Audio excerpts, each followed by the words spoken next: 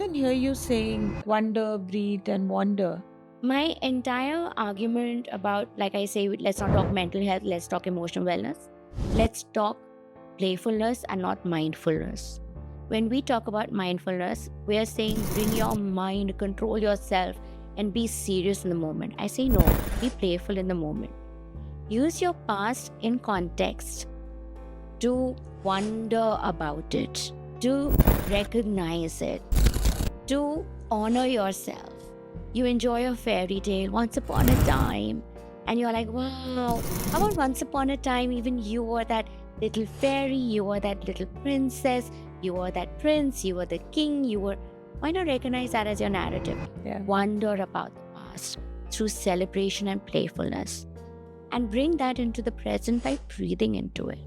Process it. Oh, I've learned this. I've empowered myself through this. Oh, wow, this story is not as bad as I make it out to be. I'm not the bichari or the bichara. What we do, we wander into the past thinking that that is a nice gateway, and then we wonder about the future. Anxiety. So, wander into your past and then breathe into your present. Wonder about the beautiful future, which makes it even more exciting. Wander into it, explore it. Midlife transitions. We're so excited to have Karishma Chhatrapati on our show today. She's a wellness coach, author, and a beautiful human being. By the way, you are as beautiful too. Thank you so much. Okay, to start with the podcast, Karishma, I would want you to tell us about your journey. Today, we are sitting in the studio and recording. I've been knowing you for last, I think, almost 4 years now. Yeah. But I want you to share your journey with all our viewers today. Oh my God, my journey has been 50 years on planet Earth in this body. It's been a long, tedious journey. Just to bring in a little bit of an aspect that I like to call myself a wounded healer. And this is not to say that I glorify my journey of pain, but I like to say that whatever I help, mentor, guide, or whatever counsel, it's not because I preach it, it's because I've been through it and I practiced it. So, my journey, I've seen financial downs, I've seen emotional downs, I have been a child of a broken family. Um, the betrayals are innumerable, but I feel each one of those narratives have made me who I am today. Resilient each time. It's not like I've not broken, but I haven't allowed it to break me. I carry those scars with immense amount of pride. So that's been my journey. And if professionally, my God, 20 years in the field of mental health, emotional wellness, that's been my trajectory. Emotional wellness. Um, you are also a spiritual speaker. I would want you to share your thought process when you got into storytelling. We found you as a storyteller, and today I feel you're best at telling stories. So what helps you do that? It's just that when you start looking at people as not as people in the human form, you realize that each one of them is either a collection of poetry, a collection anthology of short stories. They have narratives. We all are storytelling every day. It's just that we don't recognize it. We think storytelling is a big art and a big talent. So, over a period of time, every time, someone says, "Oh, you're a storyteller," I'm like, "You're one too." Because aren't you carrying a narrative and aren't you telling your own story? So, and another aspect of it is actually it's a tool that people yearn to listen to. It's what, they love the story that teaches them something. So, if you remember in school, it was the stories, and the best of teachers were those who could enact their lessons rather than impart their lessons. So, it's about it's your intent. Storytelling is your intent, that do I want to instruct you or would I want to inspire you? I think that is where I come from, that I don't want to tell you how to live your life. I want to inspire you to live your best life. So that is for me storytelling and the power of storytelling. Beautiful. You're a great podcaster. You have so many shows running.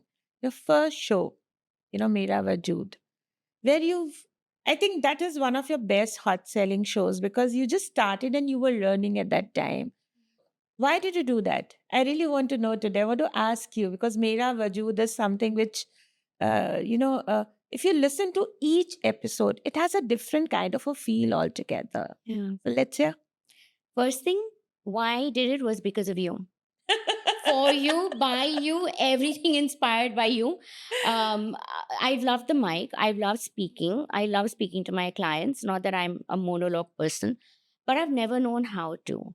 And you, I have to tell you, you are such an important part of my journey, especially in the last 4 years that we connected, because I wouldn't have had the courage to do it if Rashi did not exist, literally. So that's number one to what I did.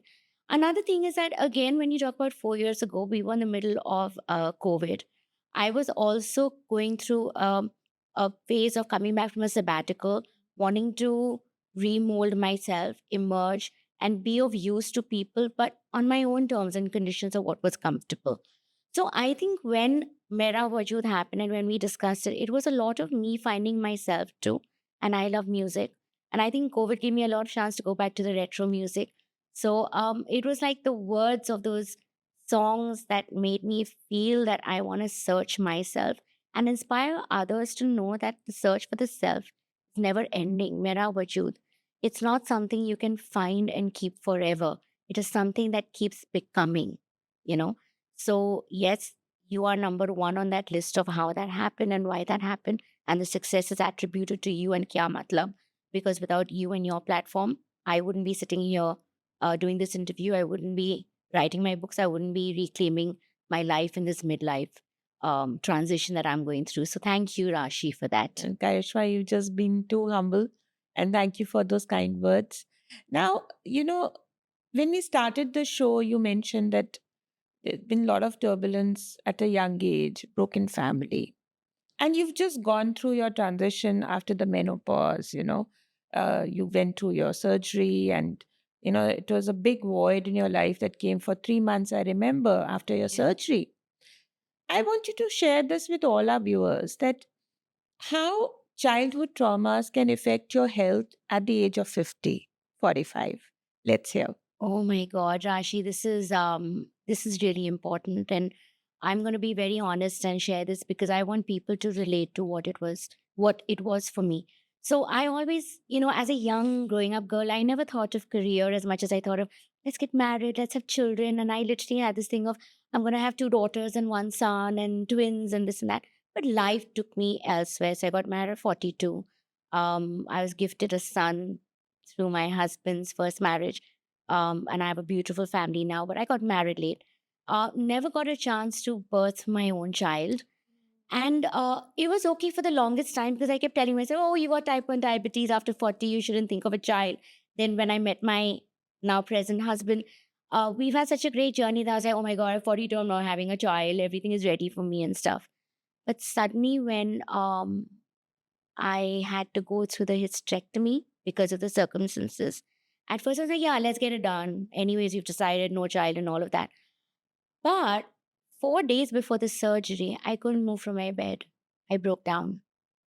And being a person who is into emotional wellness and, mental health and all of that, I knew what I needed to do was first claim and understand and accept I'm going through this process emotionally. Then it was, why am I going through this? And immediately my mind went back to that child who would keep playing a housewife, mother to three children.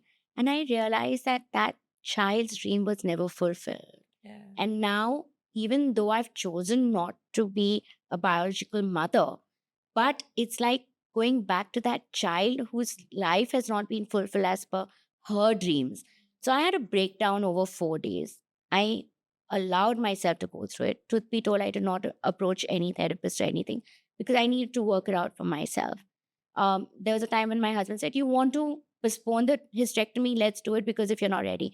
I said, no, just give me my time to process this. If it's hard for you to see me broken, then don't enter my space right now. And he gave me the space. Luckily, he's one person who understands when I need my space.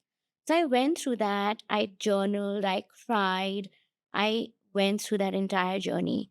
And when I went for my hysterectomy, um, Dr. Ankesh, he's so brilliant. He told me, he said, listen, 48 hours is going to be good for you. And he knew I'd gone through the emotional roller coaster. And literally 48 hours after hysterectomy, I called my yoga teacher and I'm like, let's start upper body yoga. I don't want to go stiff. In 5 days, I started physiotherapy. So the thing is that the power of going through the heartbreak and healing yourself through that and understanding where that comes from and telling that child within you, that girl within you, I'm sorry, I couldn't and I did not have the power to create the narrative that you wanted it to be. But can we be mother to the books, to the clients, to the people we meet? Can we be mother to my lovely Harsh and now he's married to Rachel? Can we be mother to the world? Or And does to it have to pets. be two And to pets, to pets. my tycoon, my everything? So it's all about accepting, Yeah. and escapism catches up. Yeah. What I didn't realize could be a breaking point became revealing for me. So that's actually how it became easier for me to go through this process because of awareness and acceptance. So yeah, that's my story. That's me. That's a beautiful point, because so many women out there, they don't birth children, various reasons. These days people are going in for IVs and what, so many things. Yeah, But accepting the fact and also passing through it. yeah, So so this was the base, but the question is that you started with your second podcast show, Emotional Wellness, okay? Decoding Emotions. And you've put across all those different episodes covering all the different emotions. Now, uh, from a spiritual point of view, I would like you to tell everybody what is an emotion, and how to fit best with it into the world. that's so beautiful. Uh, you know, um, this question is really, really important, and answering it is literally bringing awareness to people. So thank you for this question. So, first thing I have to tell you that I am here as a very solid activist saying, stop talking about mental health. Because when I Mm. think of mental health and when I look at it, it's more clinical. When you say mental, it is cognitive. We are all functioning cognitively day to day. If we choose to Netflix couch potatoes, that's a cognitive decision that you're making. What we are battling day in and day out is emotions. Emotions, the energy that makes us move, the energy that makes us human. That is an emotion. We need to stop talking of emotions as positive and negative. My God, jealousy is not bad. It is what you do with jealousy that can be defined as good or bad. So, are you the hero of your jealousy narrative or are you the villain of it? If we start recognizing emotions as energies that call to our attention because we need to bring into momentum something, and it may sound a little confusing right now, so I'm going to simplify this.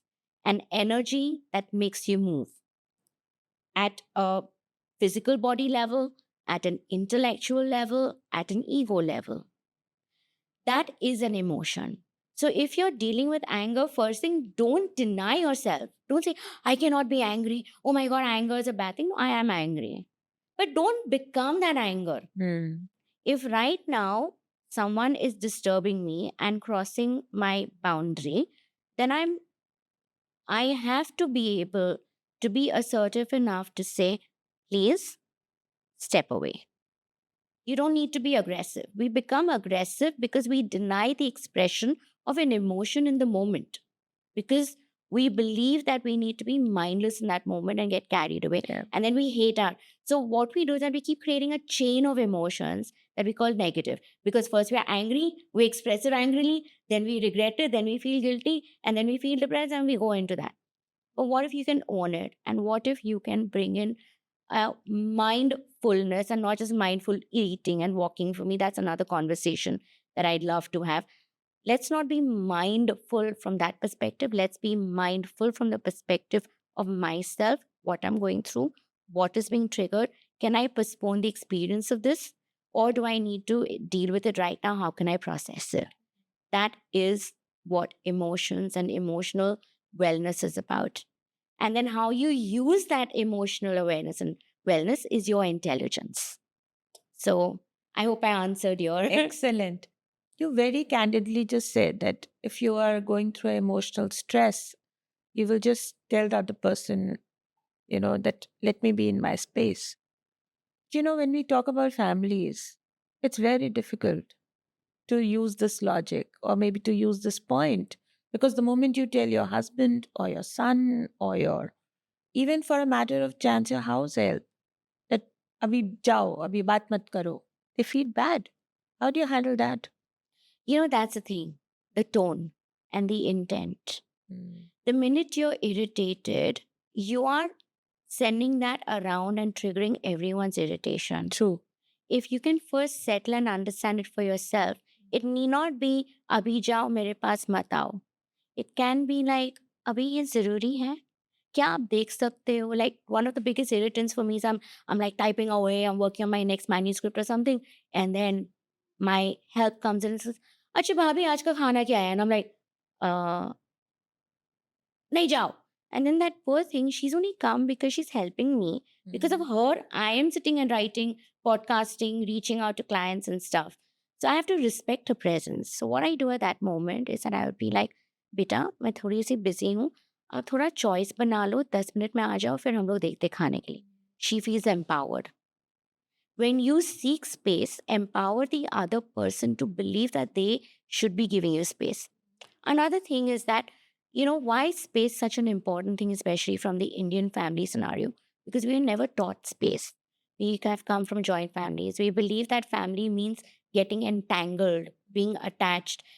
क्या हो रहा है क्यों नहीं all of that जो होता है ना हर एक फैमिली में कि नहीं बेटा क्या हो गया नहीं मुझे बताओ बेटे को प्रोसेस करने दो कि क्या हो रहा है be present but being present doesn't mean being hovering around them. Asking for space also means giving space, right? So my husband wants to watch football and I want to read a book. Do I have to read a book at 10 a.m. and then disturb him at 7:30 while he's watching football? Can I not read my book at 7:30 while he's watching football? Work it out. As not a sacrifice. So asking for that space is not a bad thing. So first thing, ladies, men, children, be okay about owning your space. Don't be rude about it. Don't be aggressive and don't be triggered about it. Be polite because the other person may also want that space at that point. And when they're coming and clawing upon you, that means that you're really useful for them. So don't let that be an irritation. Beautiful. I love this. The tone. That's the message. And it's a great takeaway, Karishma. I often hear you saying, wonder, breathe, and wander. I want you to speak about that. Um, this entire thing about mindfulness that I said that my entire argument about, like I say, let's not talk mental health, let's talk emotional wellness. Let's talk playfulness and not mindfulness. When we talk about mindfulness, we're saying bring your mind, control yourself, and be serious in the moment. I say no, be playful in the moment. Use your past in context to wonder about it, to recognize it, to honor yourself. You enjoy a fairy tale once upon a time, and you're like, wow, how about once upon a time, even you were that little fairy, you were that little princess, you were that prince, you were the king, why not recognize that as your narrative? Yeah. Wonder about the past through celebration and playfulness, and bring that into the present by breathing into it.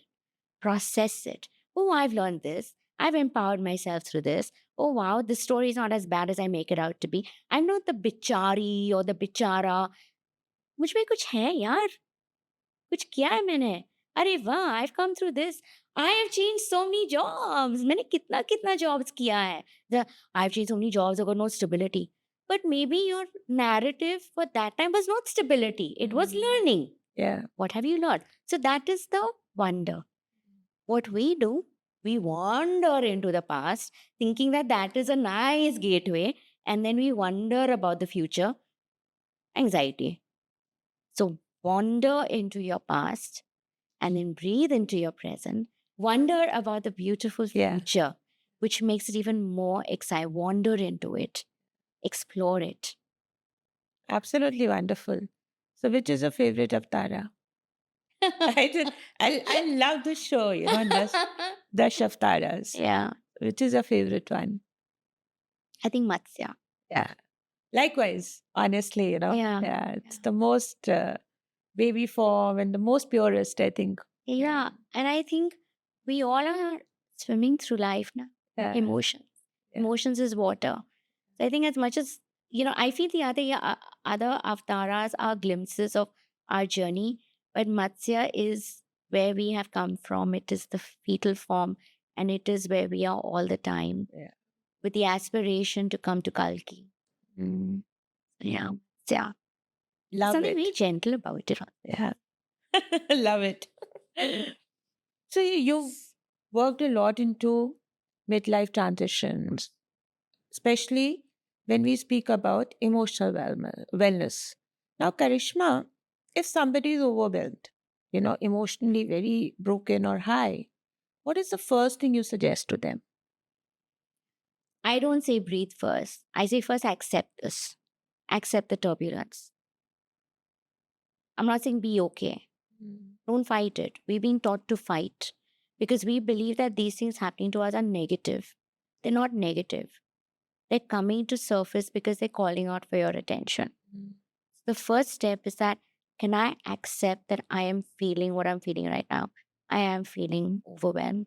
I am feeling depressed. I am feeling extremely anxious.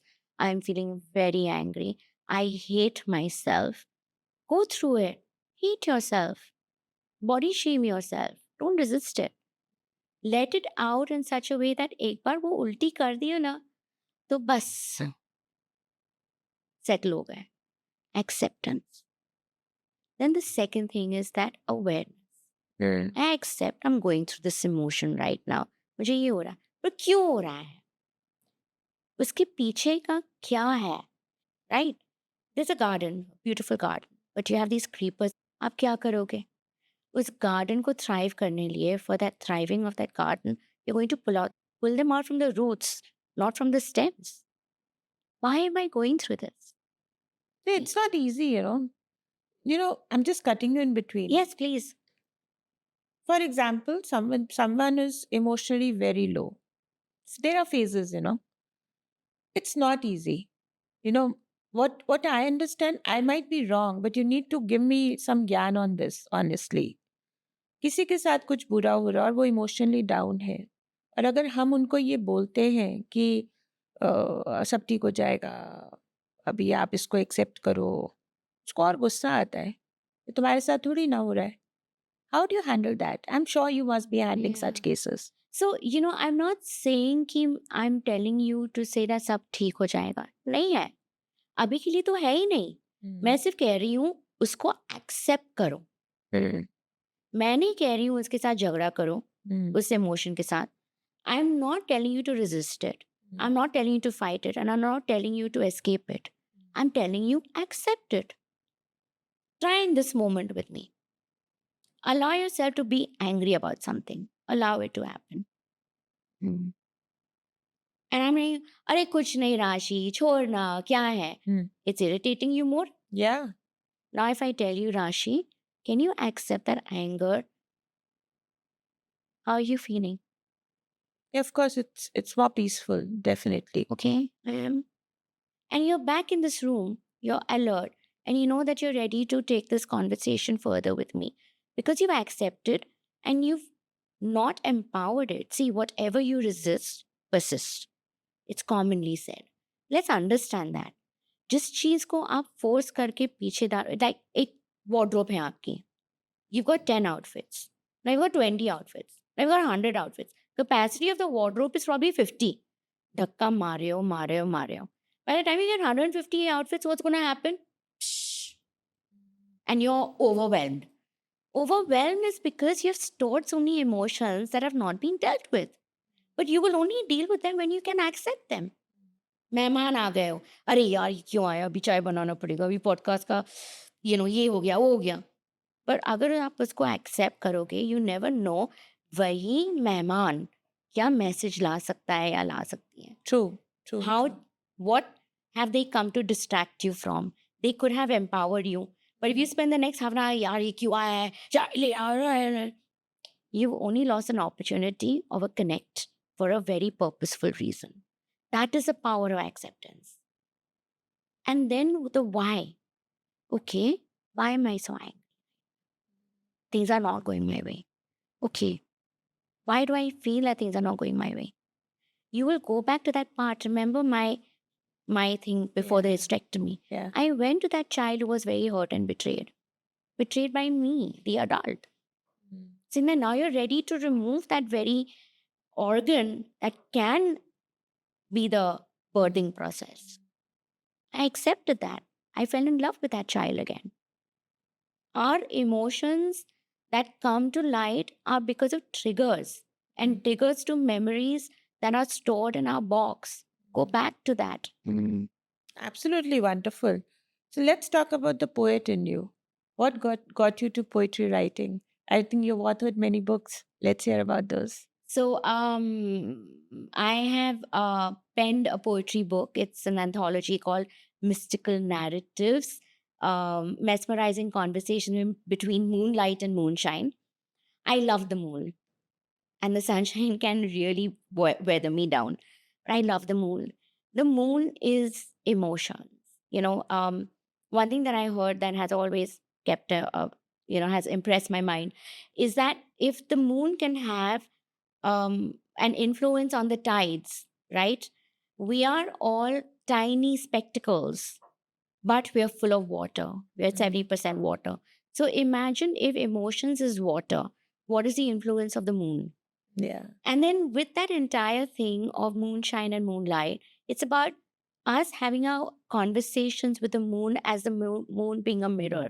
So it's all about emotional wellness through self communication, but here, moonlight, of which we are the shine. So that's the poetry book. What has been your success mantra? I understand that you worked really hard on your emotions and you help people also fight their emotions. But I'm sure this is not your success mantra. So let's hear. Uh, this may be overrated, but I truly believe that failure is true success. The more I fail, Beautiful. the bigger and sweeter the success. Because failure is not to hurt you, it is not to drop you, it is to empower you. So I take immense pride in my failures and the emerging from those failures. I don't allow them to drown me, I allow them to empower me because I've learned something from them. So I've removed the narrative of the parental don't fail. How can you fail? Neighbor ka bachcha ko dekho, but up, where are your results? I've taken out that narrative from my head and I don't say, why have you failed, Karishma? I'm like, wow, you learned so much through this journey, Karishma. That's my mantra. Ab- Celebrate your failures. Absolutely beautiful, Karishma. And I think that's why you call yourself as a wounded healer. I've never heard this word before, Wounded warrior, I know, but a healer. Let's hear more on that. So, short story. It comes from a Greek mythological story. Okay. I'm not good with names, but I'm good at narratives. So, it's about this healer who was wounded by the gods. Okay. And when he went to plead with the gods, please heal me, the gods said, I cannot reverse the wound. But what I can assure you that as you heal others, you will heal yourself. And this is a great telling of empathy. True empathy comes from not wearing another's shoes, but having worn your own shoes that pain you. I cannot wear your shoes because once you have bought it, your own feet are unique. So I don't want to wear your shoes, but I want to empathize with you by understanding you, by standing out here and witnessing because I have been through it. I understand you. Am I preaching to you? That's not empathy. Am I empowering you through my own practice and being an inspiration and telling you that, hey, I understand you because I have been through this. I know what heartbreak is. I understand your pain because I've been there. So, the wounded healer, only a person who knows what it is to make money can guide others to make money. But if you don't know how to make money, how are you going to tell others to make money? It's silly. You're poor, but you're telling other people, aisa paisa banao. True. So, it's what you've been through is what you empower other people to do. That's the wounded healer. And I think everyone's a wounded healer, but they don't recognize and they don't celebrate that role. Okay, Karishma, let's do your rapid fire now. I want to add some fun angle to the podcast. Do I get a hamper? Yeah, you're getting me and the hamper. So, okay, which avatara do you secretly think you embody most often, apart from Matsya? Oh my God. Kalki? Kalki is aspirational, Okay. but I think I'm an eternal lover. Oh, wow, wow! I love this. Okay, the emotion that took you the longest to understand. Guilt. Okay, that's a good one. Yeah. Yeah. This came from my father who kept telling me, you need to feel guilty. You need to feel guilty. You need to feel guilty. And I allowed myself to feel guilty for a lot of things. So I would punish myself through guilt. So yeah, guilt. Hmm. Coffee, silence, or music when you're overwhelmed?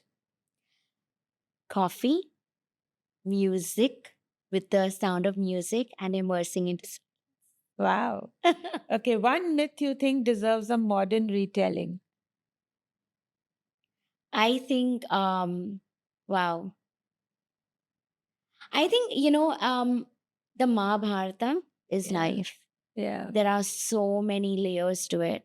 And I think if we only take the Mahabharata and all the stories that come, especially the part of the Bhagavad Gita, which we consider scripture right now, it's more than enough. Even if you don't dwell into the other aspects, it gives you everything where life and living is concerned. Lovely. If midlife had a theme song, what would yours be? What's coming top of my mind right now is Ruk Jana Nahi Kahin Haar Ke. Please forgive me for being a Besura singer. You are a lovely singer.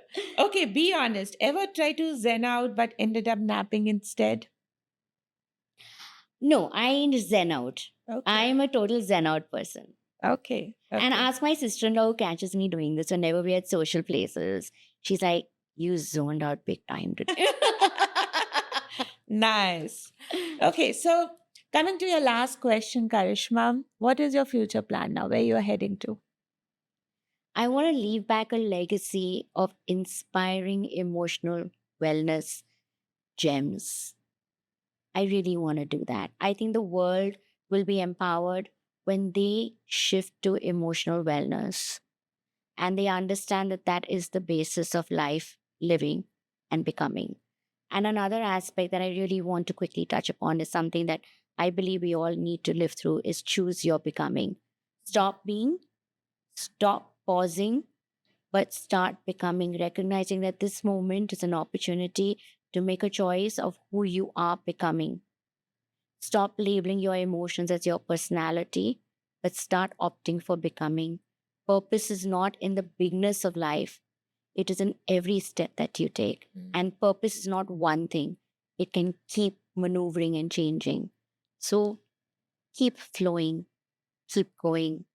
And that's my aspiration through words, podcasts, books, emotional wellness circles to empower people to recognize it's within them. How excited are you to take over a Bombay office now? Wow, that's a big one. Is that the hamper? Yeah, that's the hamper, including me. So I'm the bigger hamper. Yeah, I mean, It it comes. can't happen without you. So this is really exciting. It's a little scary, but I know I have you. I had you from my very first podcast. I have you even today. So yes, let's get on to this journey. Wonderful. So great. Get in touch with Karishma. She will help you work on your emotions, not make you emotionless, but she will actually help you accept those emotions. And Karishma, thank you so much for being on our show. Thank you so much, Rashi. Thank you for believing in me and hand holding me through the depths that I went through. It means a lot, and you are really special. And I do have a compliment for you, Karishma. Ever since we've met, you are, I think, uh, one of the people, different kind of a person, or maybe you're the only person in my life I never have doubts on. And I like it's like a different kind of a trust altogether, and I think it's God sent because this usually doesn't happen with me. Thank you. Thank you. It's all about authentic living. See, when you Yeah. accept yourself, that's a chain that you create. Yeah. Lovely. Thank you so much. Thank you.